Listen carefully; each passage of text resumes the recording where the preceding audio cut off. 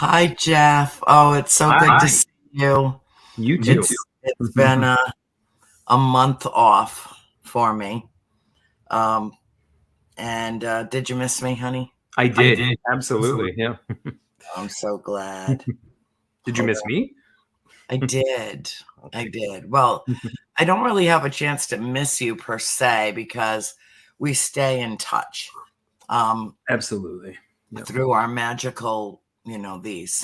Yes. Um, and I kind of flipped an idea at you a few days ago about what to do with tonight's show because, well, first of all, yesterday, I don't know if you got the same kind of feedback that I did, not even feedback, but more outreach of a number of people, um, um, contacted me and said, what's going on? There's like some massive disturbance in the force.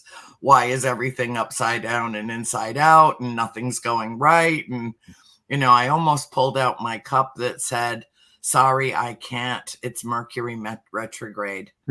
But Yeah. I wasn't sure if it actually was Mercury retrograde because my whole life is like perpetual Mercury retrograde. So according to, what the New Agers say, it creates this turbulence, like this cosmic turbulence.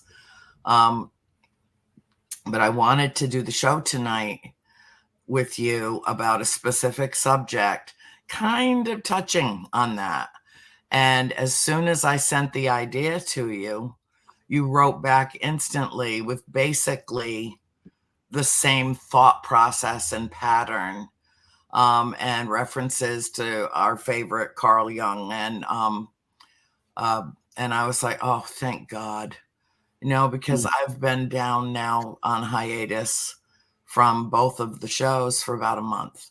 Mm. Um, and I needed some downtime, but I also was racked with guilt and, all those feelings that you have, like you've somehow abandoned your post Right. or, risking disappointing anybody. It was emotionally fraught for me, but I really needed to focus all of my attention here at home with my mother and the changes that are occurring. But I couldn't be gone, indefinitely. And I actually got nervous and anxious about coming back on the show tonight Mm. and kept feeling this need to apologize to our viewers for being gone so long. But I had to, for my own mental and physical health, take a break Yeah.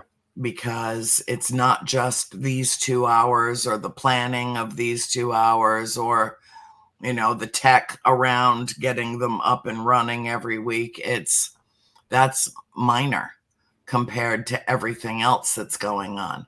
But Mhm. when everything else that's going on is so overwhelming, it makes these 2 hours seem like 10. It feels like the whole day is just awash with what are we going to do? How are we going to do it? What are we going to say? Who needs to hear it? Is Jeff going to pick up on some of that energy? Where are we going to go with this?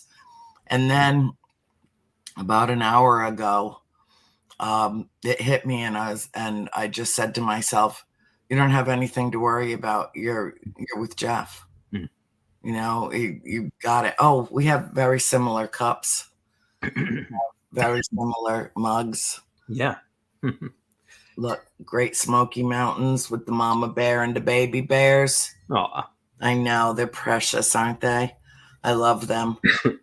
I've seen a lot of bears in my life, and I've never had any fear of them except the one little bear that got into my garage in Winter Garden, Florida. And I had that immediate response of, oh, go pet the bear. Oh, go touch the bear. Go look at the bear. Go, make sure you don't close the garage while the bear is inside. And then I thought, if there's a baby bear, there's a mama bear Yeah. Don't touch around that here bear. Yeah. that's going to protect the baby bear. I'm going to just go in the house, which is what I did. A wise move. Yeah. Yeah. So tonight, um, I wanted to talk about why we punish ourselves, why we, when we take time off that we desperately need, why we beat ourselves up for doing it. Yeah. And I don't know, as I wrote in the show, I don't know if it's some deeply ingrained Puritan work ethic. Hi, Laura. Thank you, sweetheart. We missed you too. Thanks for coming. If it's that, which I think is like totally fucked up, but if it's something else, if it's just that, certain people feel an obligation that's based in pure love on others. And, you know me very well, and you know that I've been struggling with world events, just sometimes in deep despair of what the future could look like, which is projecting negative thought process into what might turn out to be okay in the end.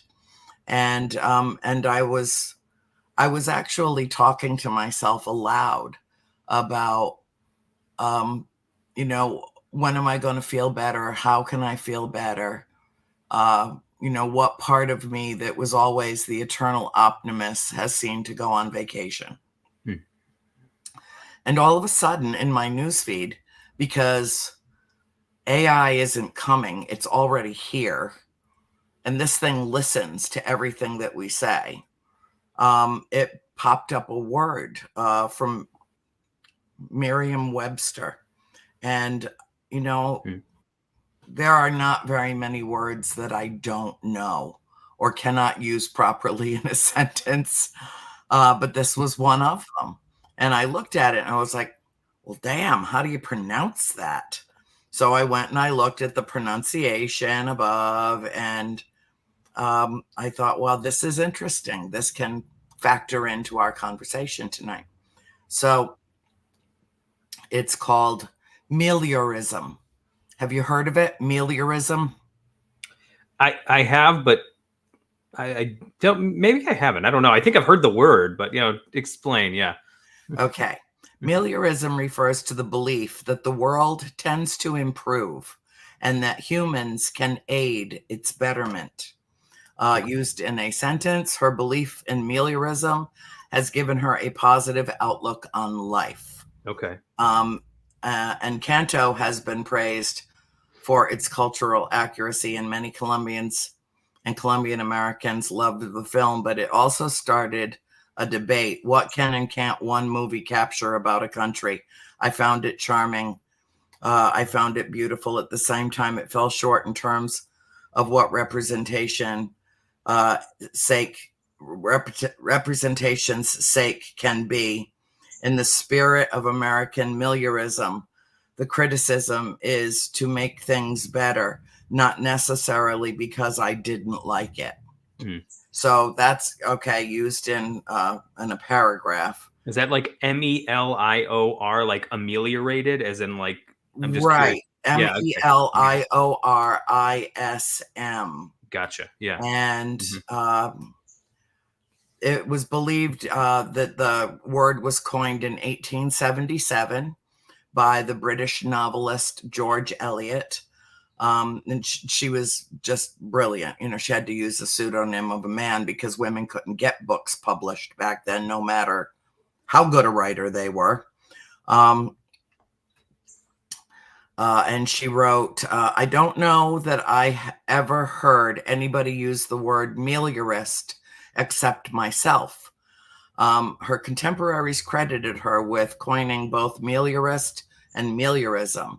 And an early documented use of meliorism, however, there is evidence that meliorist had been around decades before she started using it. Whoever coined it did so by drawing on the Latin word melior, M-E-L-I-O-R, meaning better. It is likely that the English coinages were also influenced by another melior descendant, to meliorate, a synonym of ameliorate, to make better or make more tolerable. that was introduced into the English language in the 1500s. So now we all know all we need to know about meliorism and to ameliorate. And so I thought about it for a while because that's what I do. And kicked it around and thought, was my predisposition toward meliorism a couple of years ago and not so much now? Is that something that is steadfast and ardent in terms of our character and our basic configuration? Is it hardwired into some of us that we are optimistic? Or is that malleable and not an immutable thing, but fluid? Does it change with the wind? Does it change with circumstances? Can you still be a meliorist and be depressed, but still have that most steadfast belief that given enough time, things will get better? And then I started, of course, thinking about why I have felt so guilty for taking these last 4 Friday nights off. And what part of me, it's probably residual Catholic stuff, guilt, sin, and shame. Those are the 3 biggies. But you know when to put up Charlie Brown. Oh, okay. Yes, I will, Bill. And I thought, people are now like getting ready. We've just been through the Memorial Day holiday, solemn as it is, and that butts right up against now the 80th commemoration of D-Day. And so kind of a pallor, a sadness, a grief, a sense of loss permeates everything. If you're going to mourn the dead, that involves mourning. And I feel like I've just been doing so much mourning that the last thing in the world I needed to do was more mourning. I can't get away from the mourning doves. They're everywhere. It's like, and I just needed something to uplift myself. And I thought, okay, maybe the very best thing to uplift yourself is to get your ass back on KGRA with Jeff. Get back on Soul School. So even though I neglected to say it earlier, classes in session. And I want to know what your opinion is, because everybody goes through stuff. You go through stuff. I go through stuff. Everybody goes through stuff. How do we maintain our cheery disposition in the midst of sometimes chaos, anxiety, fear, wonder, what's going to happen next?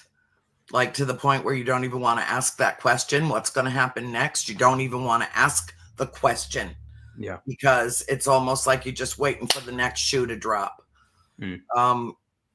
My whole life's been turned upside down. I'm hardly traveling at all, hardly going anywhere or doing anything. I've been to one event in the last 6 months, and it was for 2 days, including travel. Okay. Yeah. So I'm feeling an odd mixture of human emotion, including a feeling that I abandoned our show for a month because I really needed to. It was either take some downtime, go on hiatus, or just shut everything down. Everything that I knew my life to be not so long ago, and just wait for the inevitable conclusion of why I am here and put all of my energy into that, not disperse it anywhere else. And then, that happens at the risk of leaving people who count on us as their little helpers in some way, shape, or form, and just leaving them high and dry without any place to hop in for an hour or so on Friday nights and get refreshed and inspired and uplifted. So run with this, Jeff, Sure. and talk about how this feeds in with and melds with the ideas that you had about what we should discuss. And we will say class is in session. Yeah. Yeah. Well, it is wonderful to be back, and I have missed it. I will say along with you though, that I have kind of needed, and you know, you think about it and you're like, well, it's just an hour, but you know, it's an hour where you're giving, you know, you're giving a lot. And, you know, people used to like jab at me when I was a pastor back in the day, and they're like, oh, what do you work, an hour once a week on a Sunday? And I'm like, well, They no, don't factor in anything else, including the no. preparation, the Yeah. notes, just the organizing that Yeah. has to happen in your mind in order to Right. expend this kind of energy, Yep. to stay cogent and coherent, Yes. and get an important message across. All of Yeah. that gets factored out. They'll just look at you're standing behind a podium for an hour. Oh, whoop-de-doo. Yeah. And while it does work something like a water wheel, you're giving and receiving at the same time, Yeah. you're still giving, you know, and after a while, you Mhm. got to oil the wheel and let it rest a little bit, Mhm. regardless of the fact that it's both giving and receiving at the same time.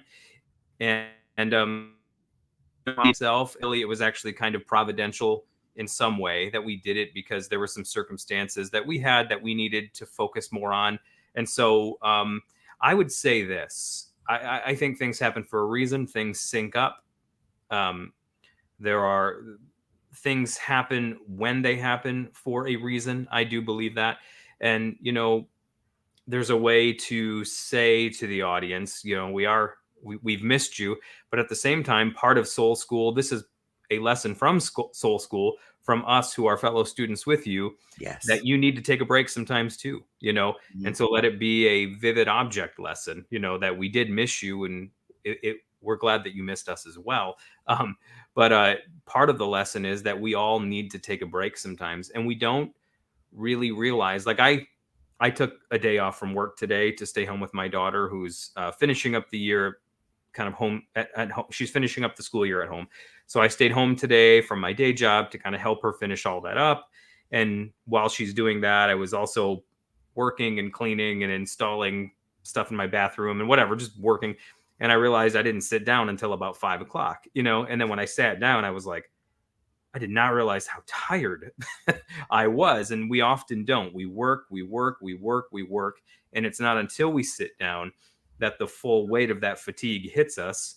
And then we snooze for an hour or so. And then we wake up, and we wake up refreshed, and we come on and we do a show. But, you know, that's how it is. Even the Memorial Day weekend, I remember it hit me the second day, well, Sunday, when it hit me like, oh, neither my wife or I have to go into our day job tomorrow. Oh, it feels like we're actually getting rest for once. You know what I mean? Like, because you really do need about 3 days almost to process and to rest, instead of just two, which is what we have in the US mostly. But like, you need that. You don't realize how tired you are until you get a moment of rest. And if you don't realize how tired you are, you can't rest. You have to realize how tired and worn down you are, so that you can stop long enough to let yourself get the rest that you need. But we often, not only are we not resting, we're not even realizing that we need rest, because we're not stopping long enough to even realize that we're tired. And so then we just crash and we burn at some point. You know what I mean? And so better to disappear for a month than to disappear, right? Yeah. Completely. And excuse me, you know, it's like one of the things I saw pastors do for years is just work themselves to the point where, I mean, they would just disappear. They would absolutely burn out. Their families would be destroyed because pardon me, it really is a non-stop thing. It's nonstop. There are office hours, but there's no off time. You don't punch out. You come home, you're getting texts, you're getting calls, all while you're preparing and for what is essentially a major production 2 or 3 times a week that you're having to put on and kind of organize and manage, while at the same time serving as a counselor and a teacher and everything else. And I watch pastors absolutely destroy themselves over the years because they never stopped long enough to really care for themselves. And so one of the things my denomination, at least in our district, employed in the last, sadly, I never got to take advantage of it, but was that every ordained minister in that particular denomination, every 7 years that they served as a pastor, they were basically required to get 6 months off as a sabbatical paid. Sadly, like I said, they employed that. It was too late for me to cash in on it. But I mean, you don't, geez, that right there,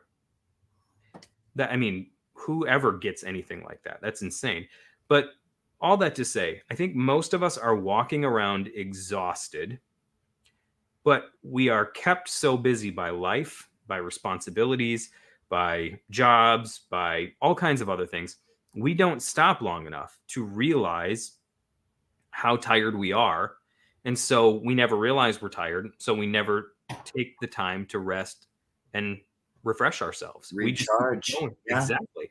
It never dawns on us that, hey, there's a problem here because we're going so fast. We're distracting ourselves. We don't realize it until we just completely burn up.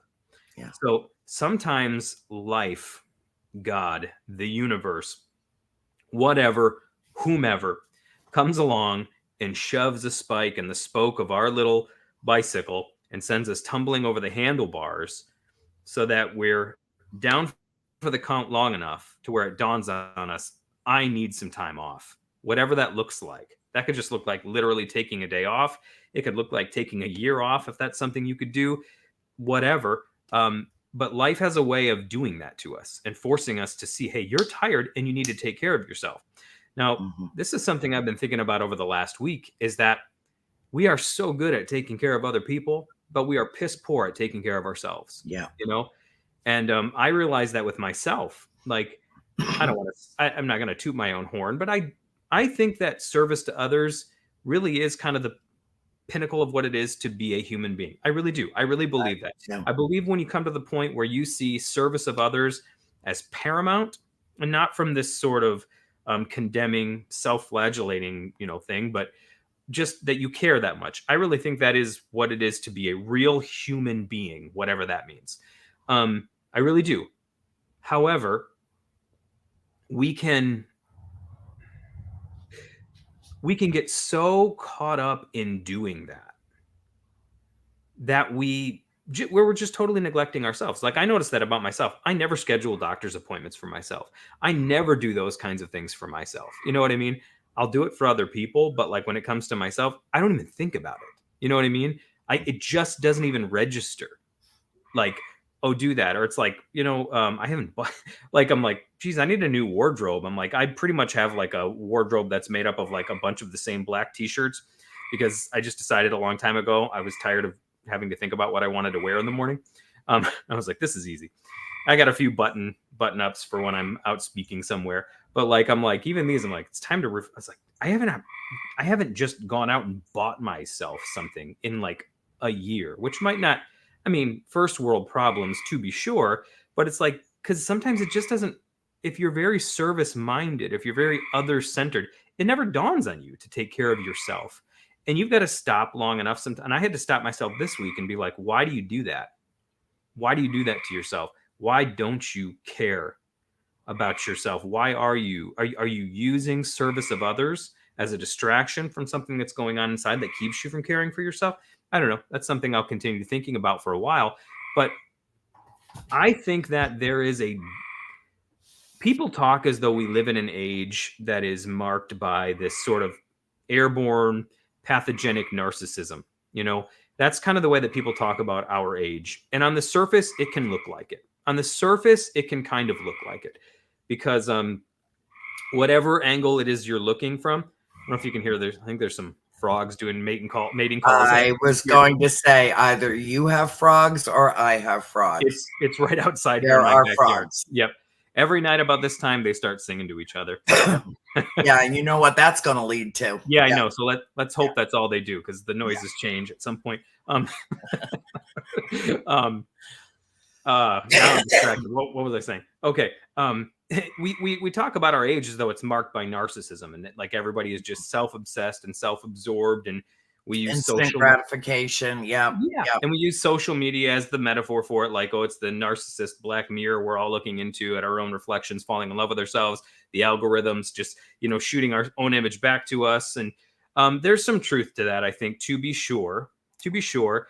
But I really think that our age is marked more by a deep self-loathing than it is a deep, true self-love. Mm-hmm. Right. And I've never heard more chatter about self-love than I've heard over the last few years. Anywhere you go, everybody's talking about, self-love and loving your body and all that kind of stuff. Yeah, it's really, I think that it's a projection, that it's a cry for our own attention Yeah. to a situation where it masks how we're really feeling. Yep. I No, do like too. if you're, Yeah. I mean, I used to be one of those people, oh, it's going to be okay. Everything's going to be okay. Let's work through it. And now Mhm. when I run into one of those people that's just like me, I want to slap them. Yeah. Like, prove to me it's going to be okay. Yeah. Nothing feels okay to me right now. Zero feels Mhm. okay. Don't tell me it's going to get better. Mhm. And that's not me. Mhm. And I want to get back to who I legitimately, authentically Yeah. am, Yeah. where I feel hopeful about Mhm. the future. And I feel like no matter how massive our problems are worldwide, that they can be solved. And I Yeah. think that a lot of my disgruntled, discouraged pessimism has to do with seeing that maybe meliorism is wrong. Mm. Maybe we're looking at 80 years ago when a group of men literally saved the world, and 50% of them were killed Mm. doing it. Yeah. And they knew they were going to die, and they did it anyway, Mhm. because their love of freedom and democracy and a need to uplift. It was the creation of a partnership unlike the world has ever seen. On the other side of it, we got NATO. And now we're watching it being torn to shreds and threatened. And I feel like we haven't learned a goddamn thing. Yeah. That, how dare we say never again, Mm. when here we are again. Here we are again. Mhm. And what's going on in Israel and Gaza and the Palestinians, and the deaths, the destruction, the pain, the agony, the loss, the grief, the hopelessness, the Mhm. nowhere to run, Yeah. no place left to run. That, coupled with everything that's been going on in Ukraine for more than 2 years, Mhm. has had a profound impact. It took a sledgehammer to my optimism about the world getting better. Yeah. Just Yeah. really took a sledgehammer to it. Yeah. And the tumult that we're living through in this country makes Mhm. me literally want to run and hide. Yeah. And there's no place to run, and there's no place to hide. Yeah. Yeah. So and there's no talking about it Mhm. without a fight ensuing. Mm. It's just so ugly and so unnecessary, and so it feels hopeless. It Yeah.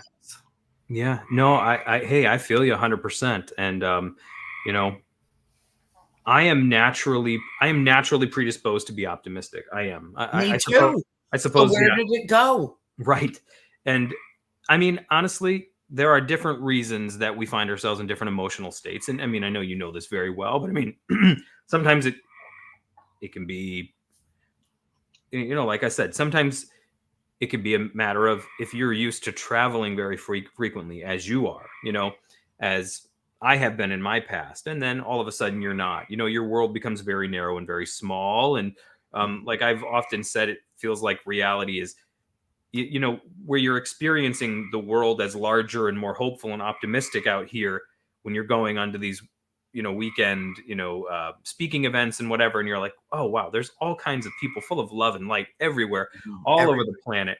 But then when you kind of stop doing that, which I have, like, even since COVID, my speaking schedule, I just never really got it back going again. I was kind of tired, and I just kind of like let it go. And I was like, you know what? I'm just going to focus on writing and work and family for the next little bit and see what happens.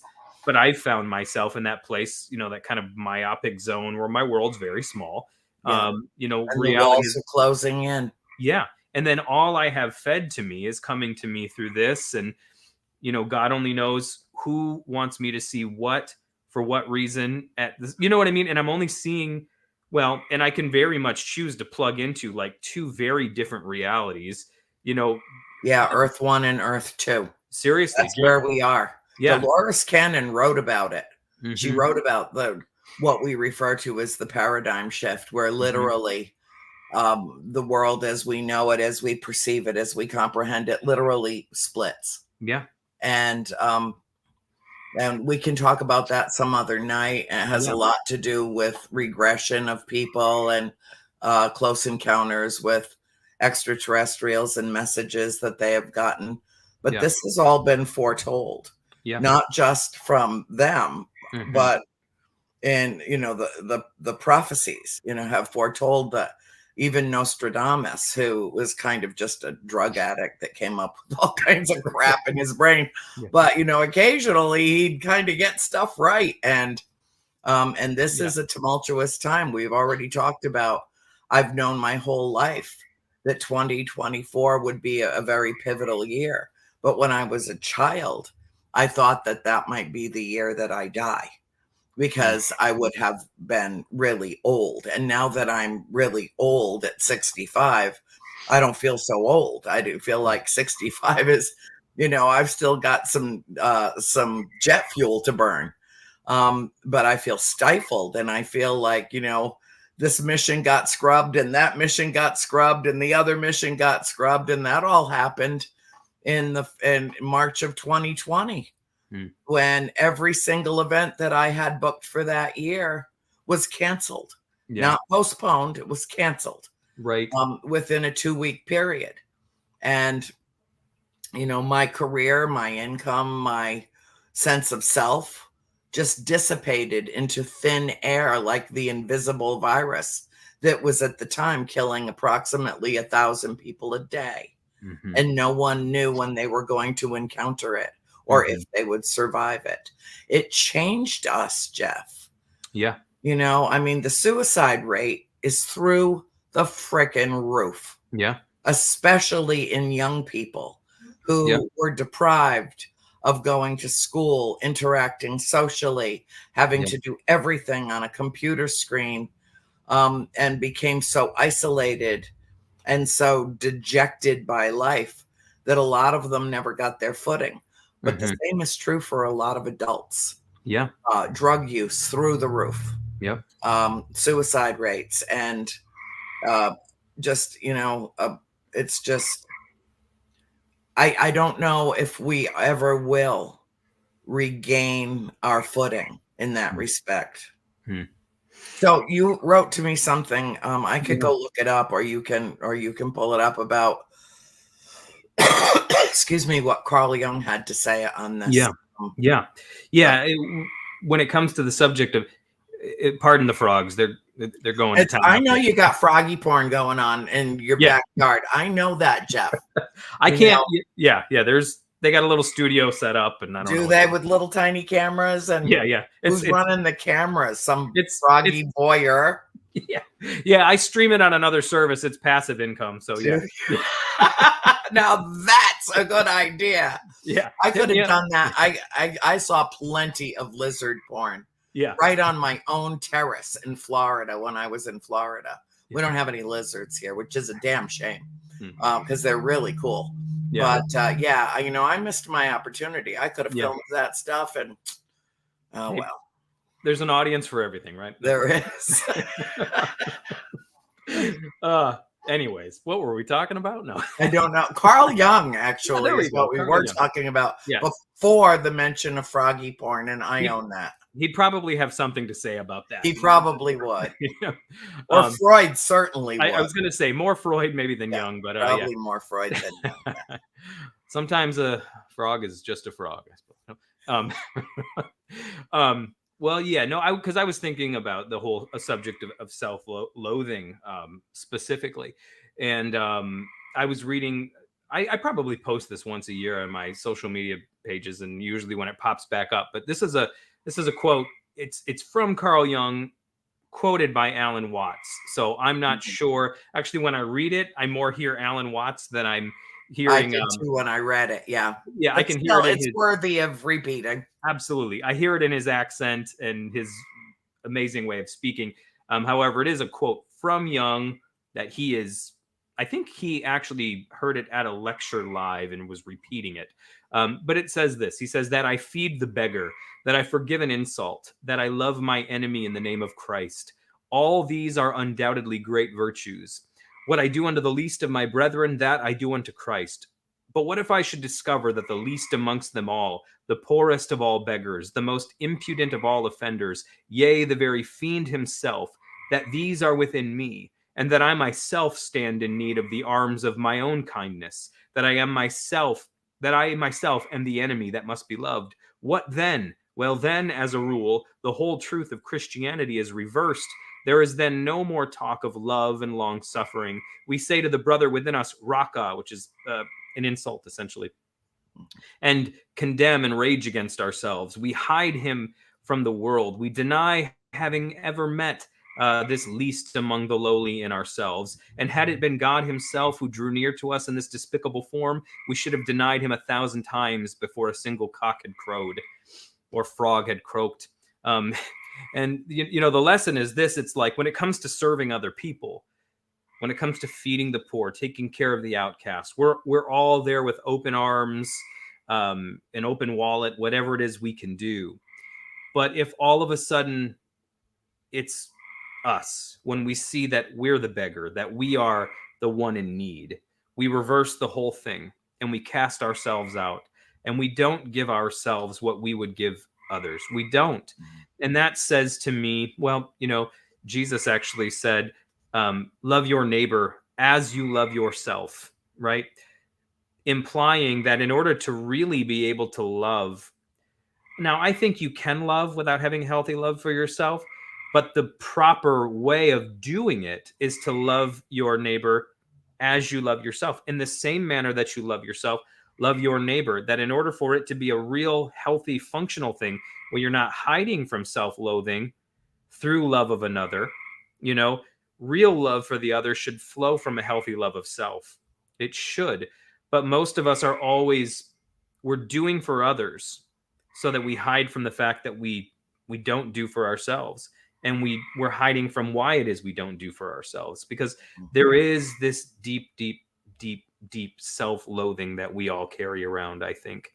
And it's evidenced by the fact that, well, I can tell you this for me, a single compliment, I'll go off of that for months. You know what I mean? It doesn't take much, and I realized that a long time ago. Like, it takes so very little to like motivate me in a certain direction. Like, it takes so very, like, if somebody just that was really good. You did a great job doing this, that, or the other. I'll go off of that for 6 months. You know what I mean? It's like it takes so little fuel to fill my tank, um, and I think that's really how most people are, but we don't really get that, and I think we live in a culture where at the moment we're all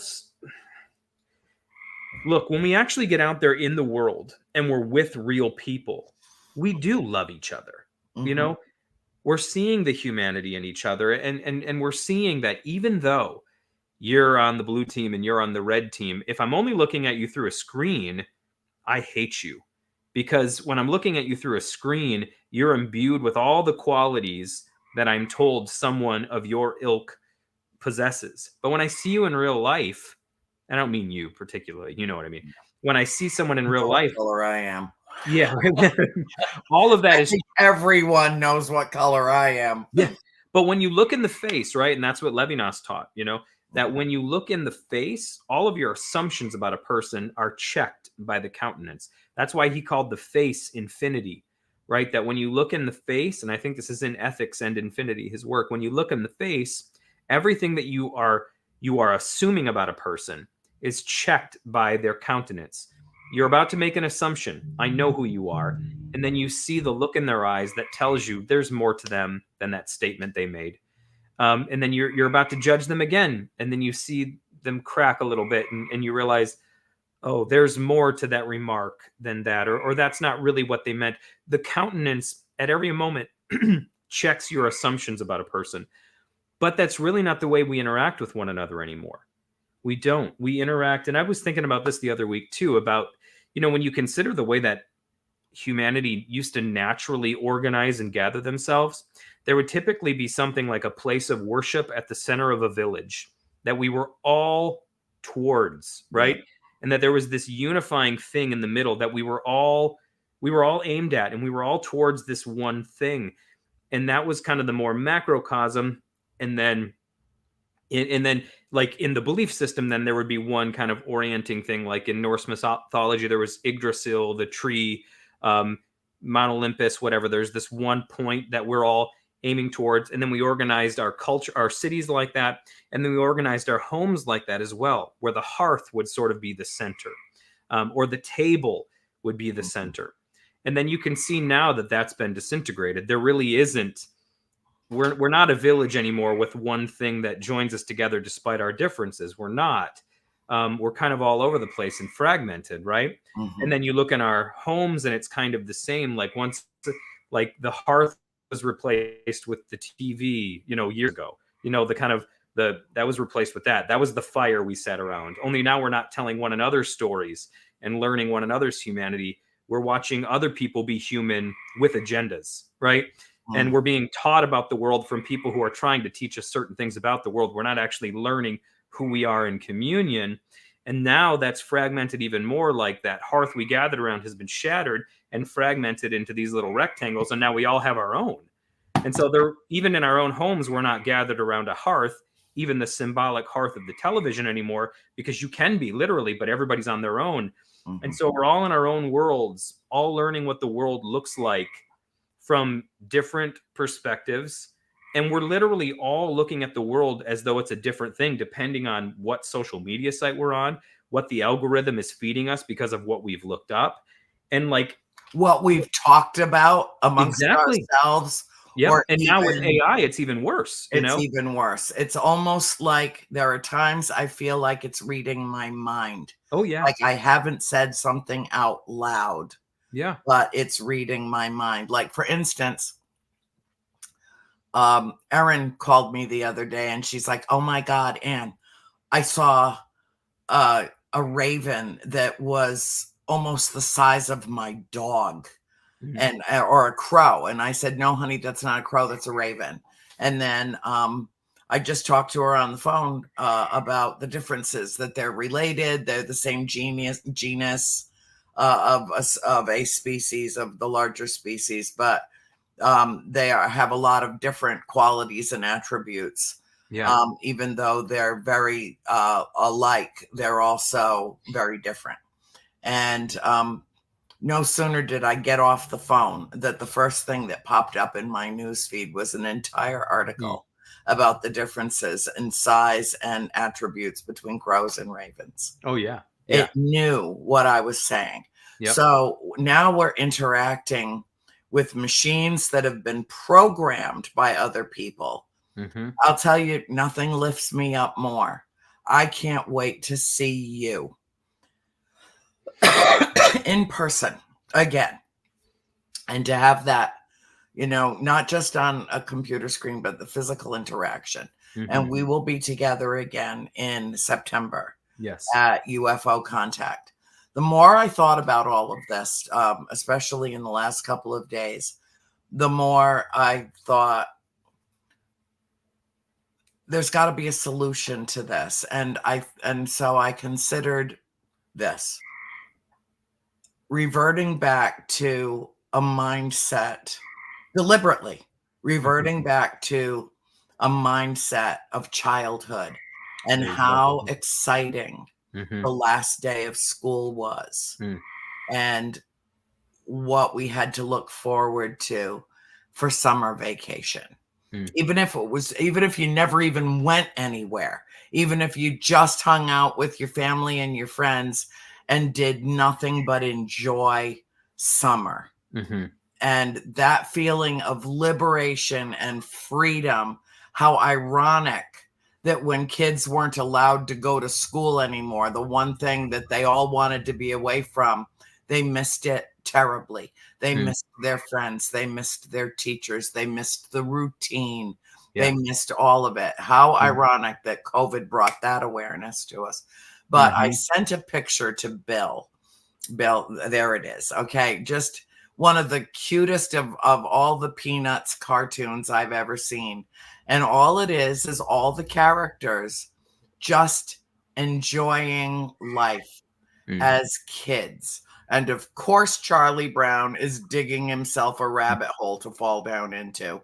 Mm. But the smile, the purity, the innocence, the sublime wonder of summer, of being on vacation, even Woodstocks, like, wow, this is cool, and Snoopy's going surfing, and Sally doesn't really know how to keep the umbrella from falling down, and Mm. naturally Lucy's constructing something, and there's an innocence and a purity and a Mm-hmm. loveliness about it Yeah. that I think if we haven't retained it, Yeah. we might be able to reclaim it Mm-hmm. just by allowing Yeah. ourselves to go back in memory to that feeling of being on the school bus the last day of school and summer vacation. They were playing hooky off the hook for the next Mm-hmm. 2.5 months, which Mm-hmm. felt like light years. When you're a kid, it's like, oh my God, the whole summer. And where are we going to go? And what are we going to do? And maybe we can just do nothing. And maybe I'll just pack a lunch and go down to the creek and just go fish or just watch the fish swim, and the liberation of that. I Yeah. think as we grow into adults, Mm-hmm. and the walls close in on us and the obligations mount, Mm. and the servitude that we find ourselves living in, whether we like it or not, has discolored our childhood innocence of how sublime it is Mm. to just be free, because happiness is an inside job. Yeah. It doesn't rely on the circumstances of our lives. It does somewhere, somehow. If we've ever for a moment felt happy, Mm. then it's in us. It's somewhere in there. And isn't it incumbent upon us to go rediscover that childhood wonder? Yeah. Isn't it?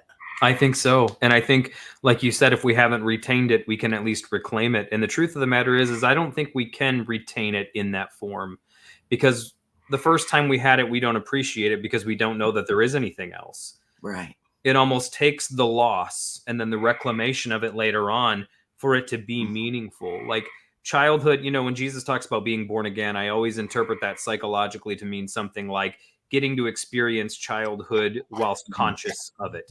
Because the first time, we all do childhood the first time around, but we don't know we're doing it. But there is that opportunity later in life to return. As Nietzsche said, man's maturity is to recover the seriousness of a child at play.